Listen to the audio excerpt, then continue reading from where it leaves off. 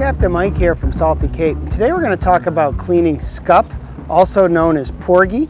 And it's funny, here on Cape Cod, scup are often overlooked fish by many anglers, including sometimes myself, which is funny because scup is actually my favorite eating fish, or perhaps tied with codfish, locally sourced. It's one of my favorite fishes to eat. It's a nice white meat. And there's a number of different ways to clean scup. Oftentimes people will cook these whole, but I personally like to fillet scup, skin them and debone them. They are a little bony. And but if you have enough of them, today we kept about a half a dozen.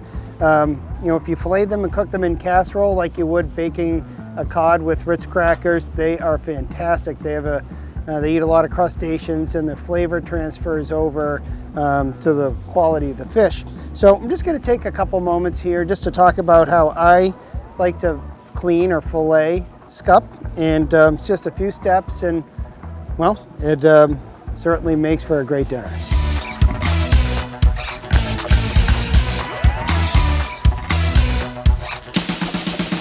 Now, cleaning scup is basically the same way you would any fin fish. Start at the head, work your way back, flip and repeat. And but step by step, let's take a look. I have my 6-inch fillet knife.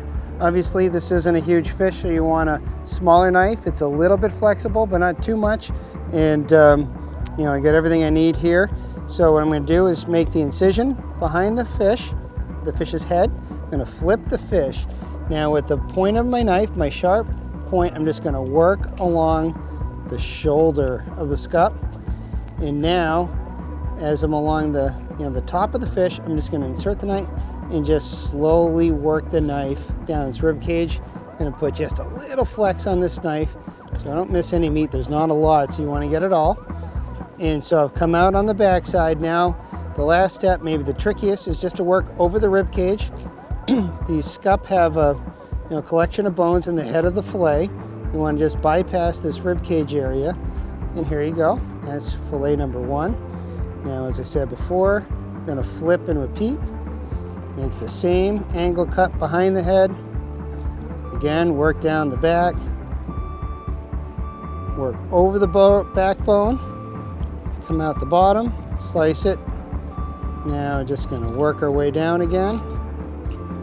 Work over those rib bones, the rib cage, and finish it off. And that's how you clean a scup.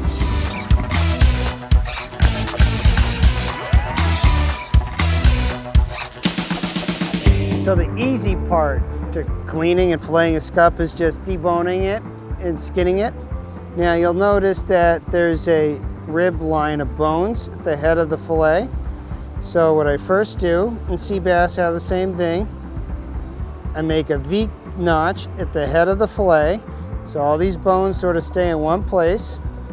Then with my knife, I just catch a little, I leave just enough meat to hold the fillet in place with my fingertips. Then I work the knife toward the head of the fillet. What I'm doing is I'm just flexing my knife just a little. So what I'm going to do is just ride the line between the skin and the flesh. It's easier to do in one fast motion here. Let's see if I can pick back up. Now, once I get about halfway through the fillet, I grab the skin a little tighter. I almost pull the skin back toward me while I'm pushing the knife forward. And this V-notch, with all the bones in it, usually comes out, but sometimes you just need to trim it.